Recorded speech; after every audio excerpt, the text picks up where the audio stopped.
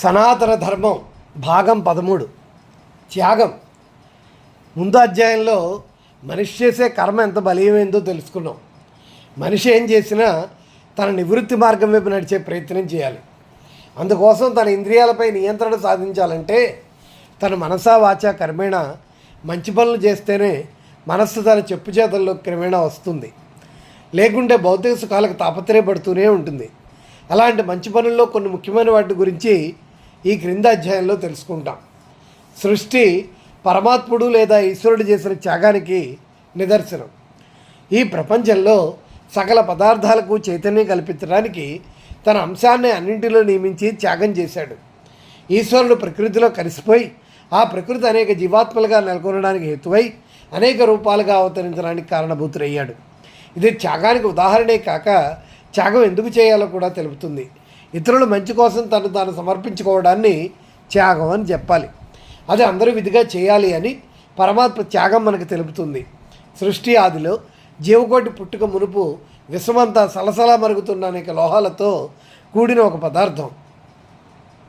వాటిలోని జీవి చల్లబడి ఘనపదార్థంగా మారిన లోపరాళ్లలో చేరి అనేక ఒత్తిళ్లకు గురై మార్పులు చెందుతూ వృక్ష సమూహంలో చేరి జంతు సమూహానికి ఆహారమై త్యాగాన్ని చేస్తూ వచ్చింది. ఆ తర్వాత జంతువులు మానవులకు ఆహారం అవ్వడానికి తమ ప్రాణాలను త్యాగం చేస్తూ వచ్చాయి. ప్రతిదీ తన త్యాగంతో ముందుకు వెళుతుంది. మానవజాతి పురోగమించాలంటే త్యాగం చేయక తప్పదు. కొందరు తమ మేధాశక్తిని త్యాగం చేసి నూతన ఆవిష్కరణలు చేసి ఇతరుల మనుగడకు ఉపయోగపడుతున్నారు. మరికొందరు తమ కష్టాన్ని త్యాగం చేసి ఇతరుల ఔన్నత్యానికి దోహదం చేస్తున్నారు. అమెరికాలో నివసిస్తున్న గుజరాతీయుల్లో చెప్పుకోదగిన ఒక మంచి గుణం ఉంది. అదేంటంటే కొత్తగా ఎవరైనా గుజరాతీయులు భారతదేశం నుండి తమ ప్రాంతానికి వలస వస్తే వారికి కొన్ని దినాలు ఎవరో ఒకరింట్లో ఉచితంగా ఉండనిస్తారు. అంతేకాదు అక్కడి వర్తకులందరూ కలిసి విరాళాలు వేసుకుని వచ్చిన వారికి $1,00,000 ఇచ్చి ఏదైనా వ్యాపారం చేసుకోమంటారు. దానిలో లాభాలు వచ్చిన తర్వాత ఆ డబ్బు తిరిగి ఇవ్వు అని చెప్తారు. ఇలా కొత్తగా వచ్చి వ్యాపారం మొదలుపెట్టి పైకొచ్చిన వారిని చాలామందిని చూశాను. నిజానికి కొత్త ప్రదేశానికి వచ్చిన వారికి జీవితాన్ని ఎక్కడ ఎలా మొదలు పెట్టాలో తెలియక ఎన్నో ఇబ్బందులు పడుతుంటారు. అలాంటి సమయంలో తన తోటివారు ముందుకు వచ్చి అన్ని విధాలా సహాయం చేస్తే అంతకన్నా ఎవరికైనా ఇంకేం కావాలి. అంతేకాదు గుజరాతీలు ఎవరైనా చదువుకుంటామనే వారికి స్కాలర్షిప్లు ఇచ్చి చదువుకోమంటారు. ఇచ్చిన డబ్బు మరలా వస్తుందన్న ఆశ లేకపోయినా తోటి మనిషికి సహాయం చేయడమే త్యాగం. నిజానికి అందరూ ఇలాంటి వాటిలో పాలుపంచుకొని అవసరార్థులకు సహాయం చేస్తే దేశం సుభిక్షమవుతుంది.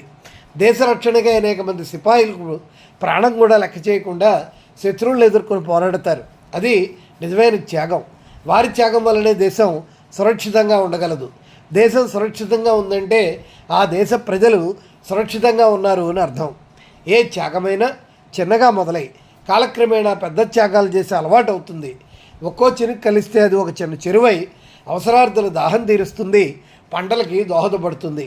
ఉదాహరణకి పక్కింటి వాళ్ళ గడవక ఇంట్లో సరుకులు లేకపోతే కొంచెం ధన సహాయం చేసి వారి పిల్లలు పస్తుపడుకోకుండా చూడడం, లేని వారి పిల్లలకు చదువు చెప్పించడం, అనాథాశ్రమానికి ఎంతో కొంత సాయం చేయడం, స్కూళ్ళల్లో సదుపాయాలు లేకపోతే వాటి కొరకు సాయం చేయడం, పేదవారికి పాఠశాలలు కట్టించడం, ఇలా ఎన్నెన్నో చేయవచ్చు.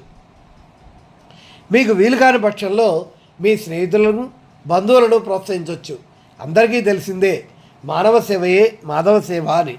మన మంచితనమే మన ప్రగతికి మార్గం, మన స్వార్థమే పతనానికి నాంది.